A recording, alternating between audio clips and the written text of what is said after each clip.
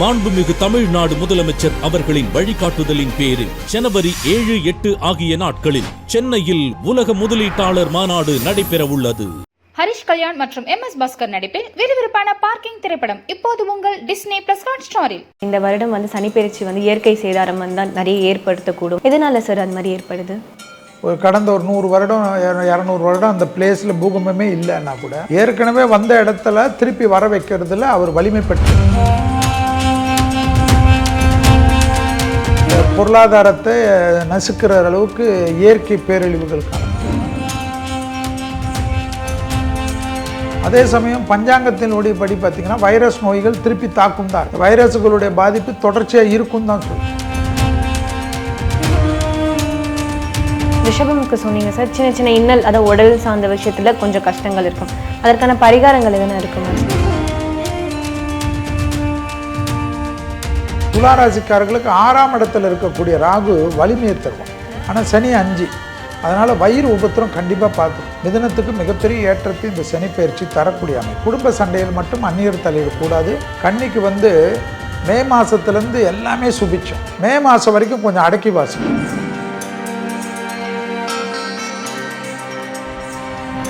வணக்கம் சார். வணக்கம்மா.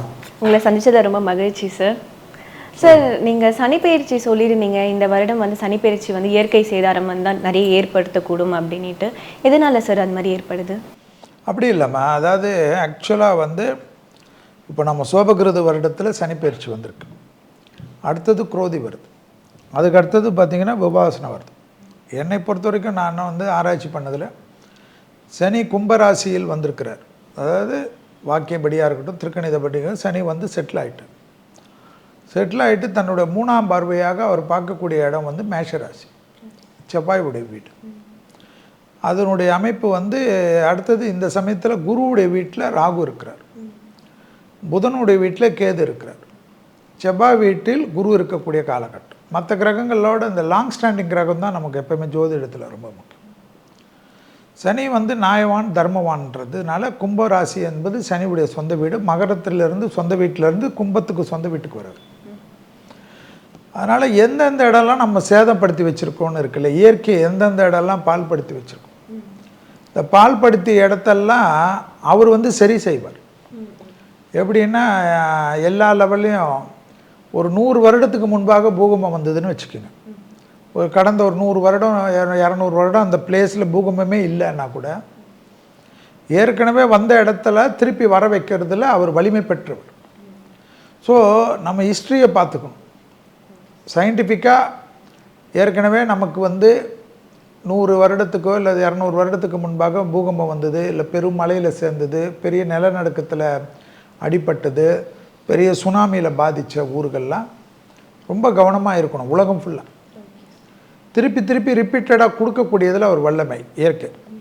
அதாவது விஞ்ஞானத்தின் வளர்ச்சி பிரமிப்பாக இருக்கும், மருத்துவத்துறை வளர்ச்சியெல்லாம் வேறு லெவலில் இருக்கும், எதிர்பார்க்காதா இருக்கும். இந்த கேன்சர் போன்ற கொடிய நோய்கள், மற்ற பெரிய நோய், கண்டுபிடிக்க முடியாத நோய், பார்க்கின்சன் நோய், இந்த நோய் அந்த நோய் எதெல்லாம் சொல்கிறாங்களோ அதுக்கெல்லாம் மருந்துகள் கண்டுபிடிச்சிடுவாங்க. அதே சமயம் பெரிய சிக்கலும் வரும். பஞ்சாங்கங்கள் குரோதி வருடத்துலலாம் மக்கள் கொள்ளையடிப்பான் இருக்கு. அப்போ வேலை வாய்ப்புகளில் பாதிப்பு வரும். இந்த பொருளாதாரத்தை நசுக்கிற அளவுக்கு இயற்கை பேரழிவுகள் காணப்படும். இப்போ கோயம்புத்தூர் தான் தமிழ்நாட்டில் நிறைய பேருக்கு சோறு போடுதுன்னா அந்த ஊரை, அந்த கோயம்புத்தூர் சுற்றி இருக்க ஊரை தொந்தரவு பண்ண பார்க்கும். அதே போல் தென் மாவட்டத்தில் தான் நிறைய இடத்துல இண்டஸ்ட்ரி இருக்குன்னா அந்த இண்டஸ்ட்ரி ஹப்புங்க பக்கத்தில் ஏதாவது தொந்தரவு பண்ண பார்க்கும். இதெல்லாம் நம்ம ஜாக்கிரதையாக இருக்கணும், கவர்மெண்ட் ஜாக்கிரதையாக இருக்கணும். அதே போல் வேர்ல்டில் எந்தெந்த இதெல்லாம், இப்போ ஜப்பான் இருக்கட்டும், ஜப்பானுக்கு இப்போ நம்ம பேசுகிற நேரத்தில் இந்த புத்தாண்டு வந்த உடனே பெரிய பூகம்பம், சுனாமின் அது சுற்றி இருக்கிறது. இப்போ அதனால் இந்தியாவுக்கு வராதெல்லாம் கிடையாது. இந்தியாவில் ஏற்கனவே பூகம்பம் வந்திருக்குதுன்னா அந்த சுற்றி பகுதிக்கு திருப்பி ஜாக்கிரதை தான் இருக்கும். குஜராத்தில் வந்திருக்குன்னா தமிழ்நாட்டில் கூட ஆராய்ச்சியாளர்கள்லாம் வந்திருக்குன்னு தான் சொல்கிறாங்க. கேரளா பக்கத்துலலாம் வந்திருக்குன்றாங்க. ஸோ இதெல்லாம் நம்ம எங்கெல்லாம் இருக்குதோ கடல் உள்ளே வந்த இடம், நிலநடுக்கங்கள் உள்ள எந்த இடம், மலை சரிவுகள் உள்ள எந்த இடம்லாம் திருப்பி பிரச்சனை பண்ணுன்றதுன்னு தான் அதை தான் நான் ரிப்பீட்டடாக சொல்கிறது. இப்போது கிளிட்ஸ் நேயர்களுக்கு நான் என்ன சொல்கிறேன்னா, சனி வந்து அட்வான்ஸ் டெக்னாலஜி டெவலப் பண்ணும், மீடியா டெக்னாலஜி டெவலப் பண்ணும், மெடிக்கல் டெக்னாலஜி டெவலப் பண்ணும், ஏரோஸ்பேஸ் டெக்னாலஜி பயங்கர டெவலப் பண்ணும். இந்த டெக்னாலஜி டெவலப்மெண்ட்டெல்லாம் பிரமிப்புனா பெரிய பிரமிப்பு இருக்கும். அதே சமயம் பஞ்சாங்கத்தினுடைய படி பார்த்திங்கன்னா வைரஸ் நோய்கள் திருப்பி தாக்கும் தான் இருக்குது. இந்த வைரஸுகளுடைய பாதிப்பு தொடர்ச்சியாக இருக்கும் தான் சொல்லுது. ஸோ குப்பையிலேருந்தே கவனமாக இருக்கணும்னு, வைரஸ் குப்பையிலேருந்து கூட வரும்ன்ற மாதிரி தான் பஞ்சாங்கத்தின் குறிப்புகள், அதாவது குரோதி வருடத்தினுடைய பலன்களே இருக்கிறது. ஸோ அதே போல் பெரும் தலைவர்கள்னால் பிரபலமான தொழிலதிபர்கள், பிரபலமான விளையாட்டு வீரர்கள், பிரபலத்தில் இருக்கக்கூடிய உச்சாணி கொம்பில் இருக்கக்கூடிய ஆன்மீகவாதிகள், அரசியல் தலைவர்கள், அரசியல் குடும்பத்தினர், அதாவது அதே போல் வந்து வெறும் அவங்கள மட்டும் இந்த அரசியல் இல்லாமல் சினிமா பிரபலம் இளம் வயதை சேர்ந்தவர்களாக இருந்தாலும் எல்லாமே வயசானவங்களே பார்க்கக்கூடாது. தேக ஆரோக்கிய குறைபாடுகள் வரலாம். ஏன்னா ஒரு தலைவன் இழந்த உடனே ஒரு பேனிக் ஒரு நாட்டில் வரும் இல்லையா, அதுபோல் ஒரு பிரச்சனைகள். அடுத்தது வந்து பார்த்திங்கன்னா ஒன்றுமே தெரியாது, இப்போ வந்து அம்பானி அதானி தான் பெரிய பணக்காரர்கள் சொல்கிறோம்.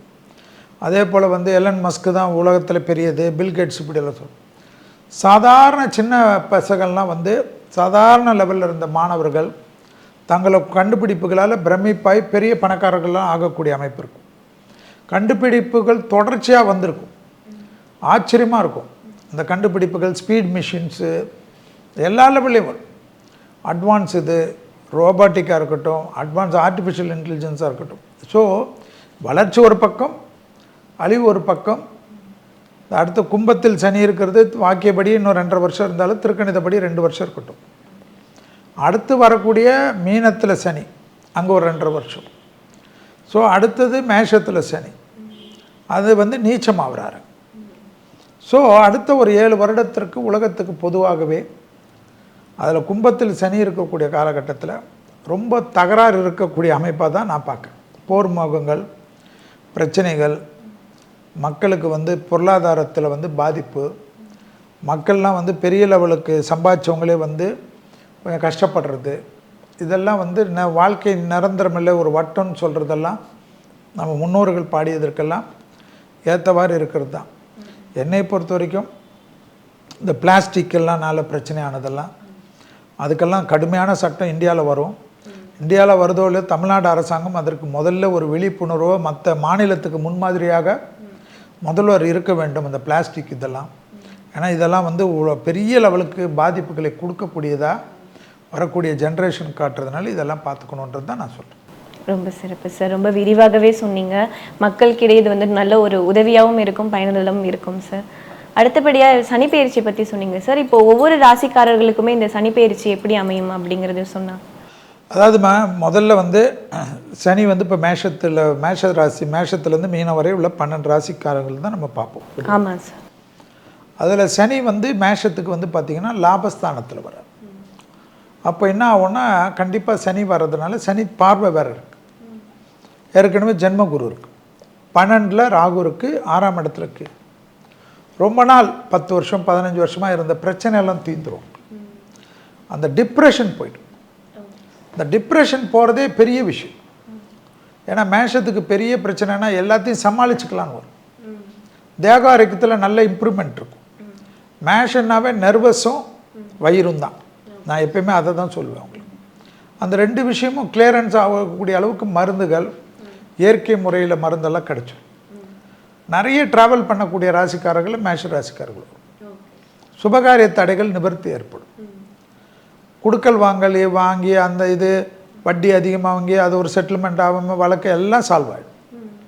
அந்த பிரச்சனையாக இருந்தவங்களே சமாதானம் பண்ணுவாங்க. இவங்களுக்கு யார் பிரச்சனை கொடுக்கணுன்றவங்க அவங்களுக்கு பலவிதமான பிரச்சனைகள் வந்துடும். அதனால் இவங்க நிம்மதி ஆகிடுவாங்க. அதோடு இவங்க வாழ்க்கை முழுவதும் அந்த பிரச்சனை கொடுத்தவங்க திருப்பி வராத அளவுக்கு ஆகக்கூடிய அளவுக்கு இவங்களுக்கு கிரக வலிமை இருக்குது.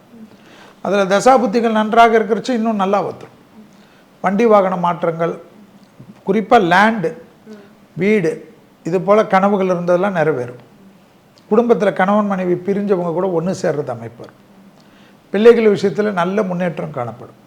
பிள்ளைகளோட படிப்பு, உத்தியோகம், தொழில், வியாபாரம்லாம் நல்ல முன்னேற்றம் ஏற்படும். குடும்பத்தில் ரொம்ப நாளுக்கு அப்புறம் நல்ல சந்தோஷம் காணப்படும். அதே போல் பண வரவில் இருந்த பாதிப்பு நிவர்த்தி ஏற்படும். எப்பயுமே ஒரு பணவரவு சரியானவே சந்தோஷமாயிடும். மேஷம் ரொம்ப நாளுக்கு அப்புறம் நிம்மதியாக தூங்கக்கூடிய அமைப்பு ஏற்படும். விடுபட்ட தெய்வ வழிபாடுகளெல்லாம் நிவர்த்தி ஏற்படுத்தக்கூடிய ஒரு அற்புதமான சனி பயிற்சி தான் இது. அதே போல் லாபத்தில் இருக்கிறனால சனி இவங்க நிறைய பேருக்கு ஹெல்ப் பண்ணக்கூடிய அளவுக்கெல்லாம் வரும், வலிமை ஏற்படும். அரசியலில் இருப்பவர்களுக்கெல்லாம் எந்த பிரச்சனையும் இல்லாமல் சுமூகமாக முன்னேறக்கூடிய அமைப்பு ஏற்படும். சிலர் இந்த அடுத்த 2 ஆண்டுகள் 26 கூட அசம்பிளி எலெக்ஷன் வருது. ஸோ எம்எல்ஏ எம்பி ஆகிறதெல்லாம் மேஷ ராசிக்காரர்கள் கொஞ்சம் அதிகமாகவே இருக்கக்கூடிய அமைப்பு காணப்படுவது தான் ஆச்சரியமாக இருக்கும். அடுத்ததாக பார்த்திங்கன்னா ரிஷபராசிக்காரங்களுக்கு எப்பயுமே முருகருடைய வழிபாடு திருச்செந்தூர் முருகராக இருக்கட்டும், இது போல் முருகர் வழிபாடு முக்கியம். அறுபடை வீடில் எந்த வீடுக்கு போனாலும் பவர் கிடைக்கும். திருச்செந்தூர்காரர்களுக்கு அதாவது ரிஷபராசிக்காரங்களுக்கு இப்போ சனியானவர் 10ஆம் இடத்துல வரார். ஆனால் அதே சமயம் 11ல் இவங்களுக்கு அடுத்த ஒரு 1.25 வருஷத்துக்கு ராகு இருக்குது. ஸோ ரொம்ப நல்லா இருக்கும். வயிறு உபத்திரம் மட்டும் பார்த்துக்கணும். முதுகு தண்டுவிடம், வயிறு உபத்திரம், பிள்ளைகள் விஷயத்தில் கோபதாபம் கூடாது. இடமாற்றம், வீடு மாற்றம், மனை மாற்றம், உத்தியோக மாற்றம், தொழில் மாற்றத்துக்கு வரக்கூடிய ராசிக்காரர்கள் பார்த்திங்கன்னா ரிஷப ராசிக்காரர்கள். அது பல விதத்தில் ஆச்சரியமாக இருக்கும். ஆனால் முழு உடல் பரிசோதனை மே மாதத்துக்கு முன்னாடியே செஞ்சுக்கிறது ரிஷபத்துக்கு ரொம்ப நல்லது இந்த வருடத்தில். ஏன்னா அது ஹெல்த்து தான் அவங்களுக்கு தொந்தரவு பண்ணும். ஹெல்த்தில் ஏதோ ஒரு டிஸ்டர்பன்ஸ் இருக்கும், அதை கவனிக்க மாட்டேங்க. அதனால் இப்போல்லாம் அட்வான்ஸ் வந்துடுச்சு. ஃபுல் மெடிக்கல் செக்கப் பண்ணிக்கிறது நிறைய விஷயத்தில் நல்லது. அதே போல் குடும்பத்தில் புது வரவுகளுக்கு உண்டான உத்தரவாதம் ஏற்படும்.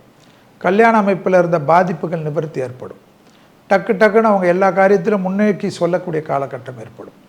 ரிஷபத்திற்கு மட்டும் கண்டிப்பாக ஏதாவது சேஞ்ச் ஓவர் வந்தால் பண்ணிக்கணும். அது தொழிலாக இருக்கட்டும், வீடாக இருக்கட்டும், அதே போல் வண்டி வாகன மாற்றமாக இருக்கட்டும், அடிமை தொழிலிருந்து தனிப்பட்ட தொழில் தொடங்குறது, கூட்டாளிகளிலிருந்து தனியாக தொழில் தொடங்குறது, இது போல் விஷயம்லாம் நல்லாயிருக்கும். பிரயாணங்கள் கண்டிப்பாக நல்லது வரும். ஏதாவது ஒரு ஊரில் போய் செட்டில் ஆகணும்னு நினச்சிருந்தா ரிஷபராசிக்காரர்களுக்கு இந்த சனி பயிற்சி அருமையாக உதவும் என்பதை ஞாபகத்தில் வச்சுக்கணும். சார், இப்போ ரிஷபமுக்கு சொன்னீங்க சார், சின்ன இன்னல், அதாவது உடல் சார்ந்த விஷயத்தில் கொஞ்சம் கஷ்டங்கள் இருக்கும். அதற்கான பரிகாரங்கள் எதனா இருக்குமா சார்? அதான் ரிஷபராசிக்காரங்களுக்கு நான் சொன்ன திருச்செந்தூர் அறுபடை வீடு முருகர்கள், அதில் ஏதாவது ஒரு முருகர், சரணா கிடையாது, சுப்பிரமணிய பூஜங்கம், இது போல் பாடல்களை கேட்குறது ரொம்ப நல்லது ரிஷபத்திற்கு. அடுத்தது பார்த்திங்கன்னா மிதுன ராசிக்காரர்கள் மந்திராலயம் போகிறது. நான் பிடிச்ச என் குருநாதர் மந்திராலயம் சொல்கிறேன். நீங்கள் சாய்பாபா போகலாம், விஸ்ரீ சாமியார் போகலாம், ரமண மகரிஷி போகலாம், எங்கே வேணுமோ போகலாம். அதாவது ஒரு குரு வழிபாடு. மிதுனத்துக்கு பெரிய லக்கு என்னன்னா இந்த சனி பயிற்சி அஷ்டம சனி விலகிறது. அஷ்டம சனி விலகிறதே அவங்களுக்கு எல்லா விதத்திலும் இந்த மைண்டு கிளியர் ஆகும். மைண்டு கிளியர் ஆச்சுன்னா ஒரு மனுஷன் எல்லாமே முன்னோக்கி போகலாம். இந்த மைண்டு தான் பெரிய டிஸ்டர்பன்ஸ் பண்ணும். அடுத்தது அவங்களுக்கு குருவுடைய 12ஆம் இடத்துக்கு குரு வரார் மே மாதம். அவருடைய பார்வை இவங்களுக்கு குடும்பத்தில் இருந்த பிரச்சனையை நீக்கிடும், எதிரிகள்கிட்ட இருந்த பிரச்சனை நீக்கிடும், கடன் அமைப்பில் இருந்த பாதிப்பை நிவர்த்தி பண்ணும், எந்த கடன் வேணுமாலும் செட்டில் பண்ணலான்ற அளவுக்கு ஆகிடும். அடுத்தது மன தைரியம் வரும். அதாவது ஏதாவது நோய் பெருசாக இருந்து கூட ட்ரீட்மெண்ட் எடுத்தால் கூட அந்த மரண பயம் போயிடும். சரி, நமக்கு நல்ல மருந்து வேலை செய்யும், நல்ல டாக்டர்கிட்ட இருக்கார், நமக்கு இந்த சர்ஜரி பண்ணனால எல்லாமே ஸ்ட்ரிக் ஆகும். அதுபோல் ஆட்டோமேட்டிக்காக எல்லாமே அவங்களுக்கு தெம்பு வர ஆரம்பிச்சிடும். அதே போல் குடும்பத்தில் பெரியவங்க ஹெல்த்தை மட்டும் கொஞ்சம் பார்த்துக்கணும். மிதுன ராசிக்காரர்களுக்கு மற்றபடி பார்த்திங்கன்னா 10ல் இருக்கக்கூடிய ராகு பெரிய அளவுக்கு அனுகூலம் காணப்படும். குடும்பத்தில் இரத்தபந்த உறவுகள் விஷயத்தில் மட்டும் வாக்குவாதம் கூடாது. தாய் வழி உறவு, தந்தை வழி உறவுடன் சண்டை இல்லாமல் இருந்தால் போதும். மிதுனத்துக்கு மிகப்பெரிய ஏற்றத்தை இந்த சனி பயிற்சி தரக்கூடிய அமைப்பு. குடும்ப சண்டையில் மட்டும் அந்நியர் தலையிடக்கூடாது, பிறர் குடும்ப சண்டையில் உங்களுடைய தலையிடக்கூடாது. குடும்ப விஷயத்தில் பஞ்சாயத்து போடாமல் இருந்தால் மிதுனத்துக்கு ஏற்றும். அடுத்ததாக பார்க்கக்கூடிய ராசிக்காரங்க பார்த்திங்கன்னா கடகராசிக்காரங்களுக்கு கண்டிப்பாக திருநள்ளாறு போகிறது ரொம்ப நல்லது.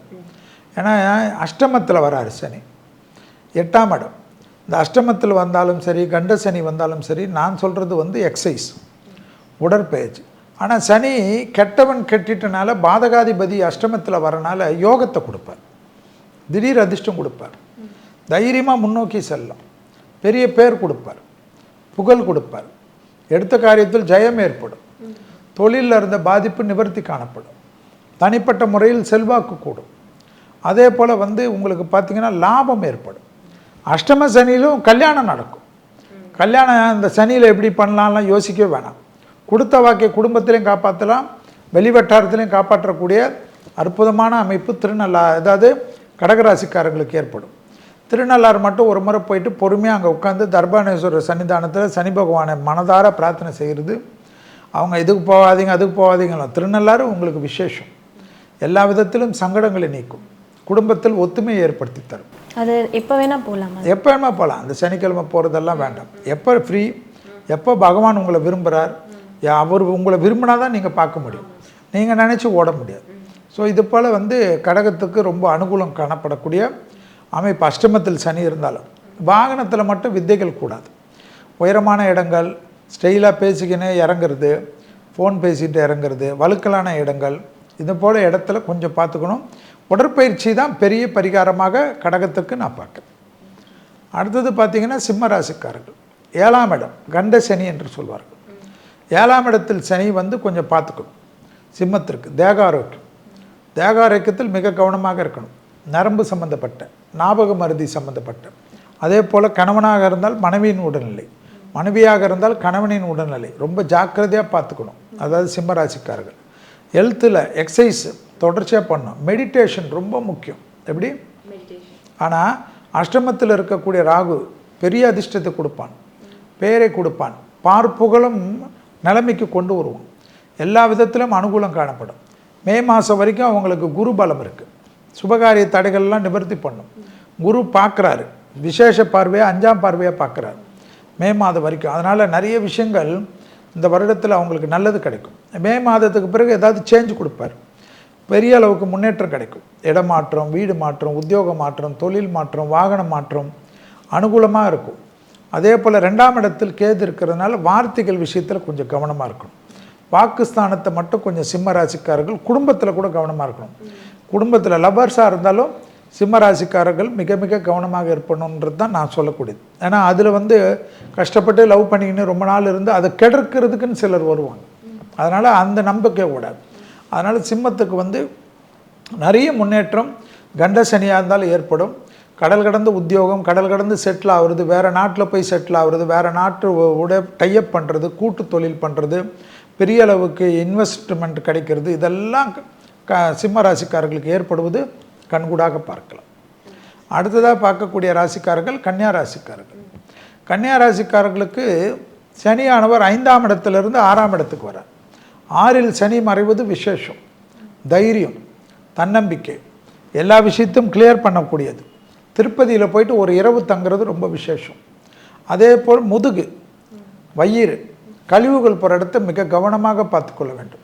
கன்னிக்கு மே மாதத்துலேருந்து எல்லாமே சுபிச்சம், எதிர்பார்க்காதெல்லாம் சுபிச்சமாகும். மே மாதம் வரைக்கும் கொஞ்சம் அடக்கி வாசிக்கணும். மே மாதம் வரைக்கும் சமாதான கொடியெல்லாம் காட்டக்கூடாது, வெள்ளை கொடி, வெள்ளை பெட்ஷீட்டே சுற்றிக்கணும். மே மாதத்துலேருந்து பெரிய அளவுக்கு அனுகூலம் காணப்படும். மே வரைக்கும் 3 குரங்கு பொம்மையை ஞாபகத்தில் வச்சுக்கணும். கன்னியா ராசிக்காரர்கள் கண்டிப்பாக தைரியமாக முன்வைக்கலாம். தொழில் வரும்.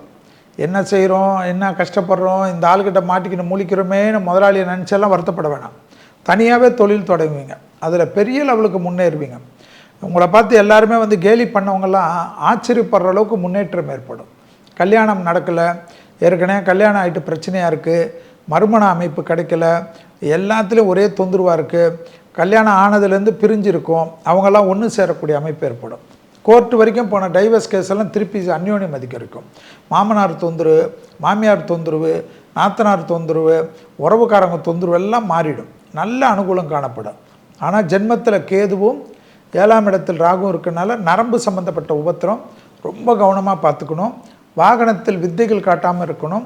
கோளர் பதிகத்தை தினமும் கேட்பது என்னை பொறுத்த வரைக்கும் கன்னிக்கு பெரிய மருந்து, பெரிய பரிகாரமாக தான் நான் பார்க்குறேன். உங்களை அப்படி காப்பாற்றக்கூடிய மந்திரம் தான் இந்த கோளர் பதிகம். வேயூர் தோளில் பங்கன் விடுமுண்ட கண்ணன்னு ஆரம்பிக்கக்கூடிய திருஞான சம்பந்தர் மந்திரத்தை கேட்பது கன்னிக்கு தெய்வம் கொடுத்த அனுகிரகம். அடுத்ததாக பார்த்தீங்கன்னா துளாராசிக்காரர்கள். துளாராசிக்காரர்களுக்கு நான் எப்போயுமே ஒன்றே தான் சொல்லுவேன். இந்த பெரிய பயிற்சி, இந்த பயிற்சினா பக்கத்தில் இருக்கக்கூடிய பிரசித்தி பெற்ற நரசிம்மர் கோயிலுக்கு போயிடணும். நரசிம்மர் தான் துலாத்துக்கு முக்கியம். ஏன்னா சுவாதி நட்சத்திரம் இருக்கக்கூடிய ராசிக்காரர்கள், நரசிம்மருடைய நட்சத்திரம் இருக்கக்கூடிய ராசிக்காரர்கள் துளாராசிக்காரர்கள். துளாராசிக்காரர்களுக்கு 6ஆம் இடத்தில் இருக்கக்கூடிய ராகு வலிமையை தருவான். ஆனால் சனி 5, அதனால் வயிறு உபத்திரம் கண்டிப்பாக பார்த்துக்கணும். யூட்ரஸு, வயிறு, ஹார்மோன் குறைபாடுகள், சாப்பாடு, டைஜஸ்டிவ் எல்லாம் பார்த்துக்கணும். இதில் சின்ன உபத்திரம் இருந்தால் நீங்களே போய் மாத்திரை போட்டுக்கிறது, பெரால்கன் மாத்திரை போட்டுக்கிறது, இந்த மாத்திரை போட்டுக்கிறது, அந்த மாத்திரை போட்டுக்கிறதெல்லாம், சைக்ளோபாம் மாத்திரை போட்டுக்கிறதெல்லாம் கூடாது. ஏன்னா டாக்டரை பார்த்து மருந்தெல்லாம் எடுத்து பரிசோதனை பண்ணிக்கிறது நல்லது. அதே போல் வந்து ஸ்கின் அலர்ஜி இதெல்லாம் கொஞ்சம் பார்த்துக்கணும். துளாராசிக்காரர்கள் தேக ஆரோக்கியம் பார்த்துக்கணும். அபிராமி அந்தாதியில் இருக்கக்கூடிய 40வது பாடல், 59வது பாடல், 75வது பாடலை படிக்கக்கூடிய ராசிக்காரர்கள் துளாராசிக்காரர்கள். ஆனால் இப்போ சுபகாரிய சுப பலன்கள் எல்லாம் மே வரைக்கும் ஏற்பட்டாலும் குரு 8ஆம் இடத்துல வர்றது விசேஷம். மேலிருந்து பெரிய திடீர் அதிர்ஷ்டம் ஏற்படும், நல்ல சுபகாரியங்கள் காணப்படும், சுபவரிய பிராப்தம் ஏற்படும். சுபவரியனால் கடன் வந்தாலும் அது சந்தோஷ கடன் ஏற்படும். வண்டி, வீடு, நிலம் அது போல் நம்மளை டெவலப் பண்ணி கொடுக்கும். அதெல்லாம் ஆச்சரியத்தில் கொண்டு போய் கொடுக்கக்கூடிய அமைப்பு கண்டிப்பாக துளாராசிக்காரர்களுக்கு ஏற்படும். உத்தியோக நிமித்தமாக ரொம்ப பயப்பட வேணாம், அழட்டிக்காமல் இருக்கலாம். பிள்ளைங்க விஷயத்தில் மட்டும் கோபம் கூடாது, பிள்ளைங்க விஷயத்தில் மட்டும் ஆர்குமெண்ட் கூடாது. நான் அம்மா, நான் சொல்கிறத கேளு, நான் அப்பா, நான் இப்படி தான் இருப்பேன், அதெல்லாம் பிள்ளைங்க கிட்ட வேலாது. நல்ல தோழனாக நல்ல தோழியாக மாறிக்கொள்வது தான் துளாராசிக்காரர்களுக்கு மிக முக்கியம். சத்ரு ஜெயம் ஏற்படும். ராகு 6ல் இருக்கிறனால தைரியம் ஏற்படும். எல்லாவற்றிலும் சமாளித்து முன்னோக்கி செல்லக்கூடிய காலகட்டம் ஏற்படும்.